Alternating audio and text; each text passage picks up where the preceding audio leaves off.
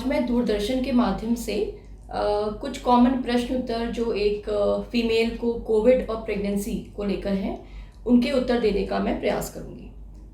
तो पहला जो प्रश्न है वो ये है कि क्या प्रेग्नेंट होने की वजह से एक प्रेग्नेंट लेडी को कोविड होने का खतरा ज़्यादा है? तो ऐसा नहीं है। सिर्फ इस वजह से कि आप प्रेग्नेंट हैं का मतलब ये नहीं है कि आपको कोविड होने का रिस्क ज़्यादा है।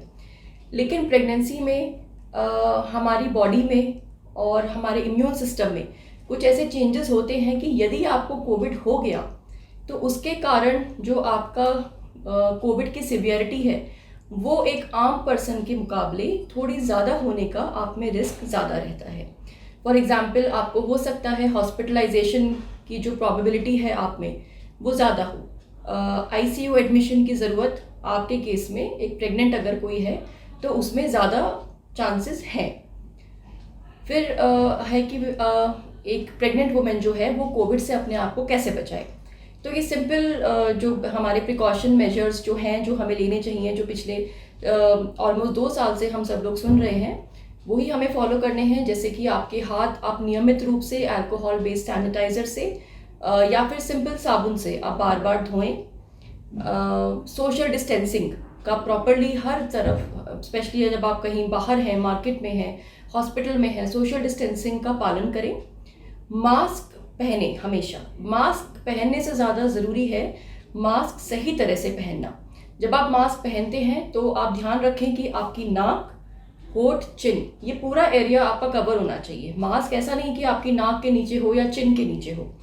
प्रॉपरली मास्क पहने। जब आपने मास्क पहना हुआ है तो मास्क को बार बार छूने से या नीचे करने से, ऊपर करने से आप बचें। यदि कभी जब आपने मास्क नहीं भी पहना है तब भी अपने हाथों को, अपनी आंखों को छूने से, होठ को छूने से, फेस को छूने से आप बचें।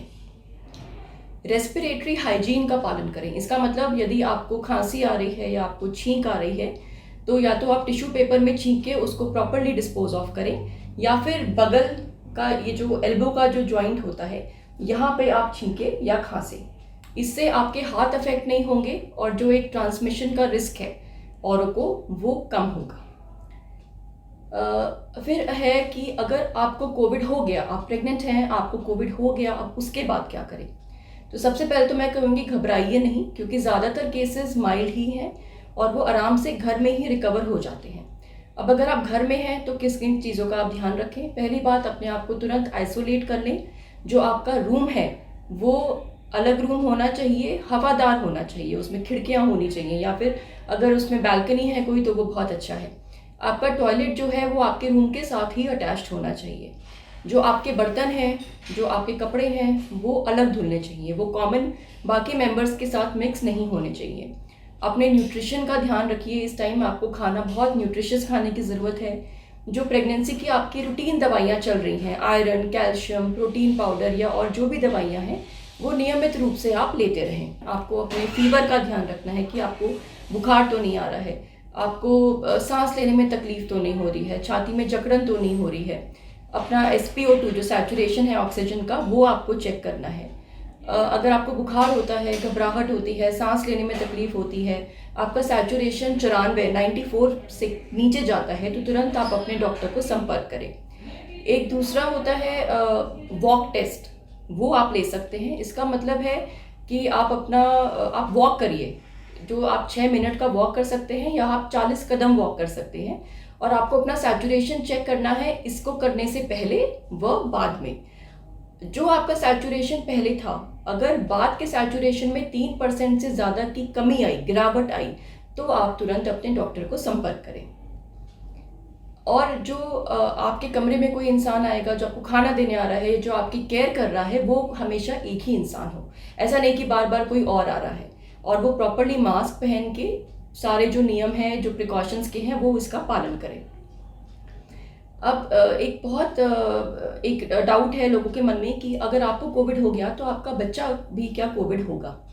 तो पहले तो ऐसे कोई केसेस रिपोर्टेड नहीं थे, लेकिन अब जैसे जैसे कोविड बढ़ रहा है, हमारे पास और केसेस आ रहे हैं, तो कुछ बच्चे भी ऐसे पाए गए हैं जो डिलीवरी के दौरान संक्रमित हुए हैं। इसको हम वर्टिकल ट्रांसमिशन बोलते हैं। लेकिन अभी भी ये डेटा बहुत कम है कि हम बिल्कुल गारंटी से बोल सकें कि हाँ बच्चा अफेक्ट वर्टिकल ट्रांसमिशन पॉसिबल है, लेकिन प्रोबेबिलिटी इसकी है। फिर आता है कि कोविड की वजह से क्या बच्चे में कोई और प्रकार की कमी आ सकती है। तो ऐसा यूजुअली अभी तक नहीं मतलब प्रमाणित नहीं हुआ है। ऐसा नहीं है कि आप में अबॉर्शन का रिस्क ज़्यादा हो जाएगा आपके बच्चे में, या फिर उसको डिलीवरी प्री टर्म हो सकती है। तो ऐसा अभी तक नहीं देखा गया है, लेकिन इस बार जो सेकेंड वेव आई है वो सबके लिए बहुत खतरनाक रही है। जो अब केसेस ऑल हम देख रहे हैं डिलीवरी में, तो उसमें बच्चे किसी में की वीकनेस, बच्चे वीक हो रहे हैं, पानी की कमी हो रही है, डिलीवरी किसी की पहले भी हो रही है। लेकिन अभी भी डेटा इतना नहीं है कि हम प्रमाण रूप से इस चीज़ को जाहिर कर सके कि हाँ ये कोविड की ही कारण हो रहा है। तो बस प्रिकॉशन आप लीजिए, और डेफिनेट कोई रिस्क कोविड की वजह से अभी तक डेफिनेट नहीं है। ब्रेस्ट फीडिंग, अगर आपकी डिलीवरी हो गई, आप ब्रेस्ट फीडिंग करा सकते हैं। ऐसा नहीं है कि आप ब्रेस्ट फीडिंग नहीं करा सकते, क्योंकि जो माँ का दूध है उसमें अभी तक कोविड नहीं पाया गया है। तो आप अपना दूध निकाल के बच्चे को दे सकते हैं, कि कोई बच्चे को पिला दे, नहीं तो अगर आप बच्चे को ले भी सकते हैं, लेकिन उस समय आप मास्क ज़रूर पहनिए और ग्लव्स पहन लीजिए।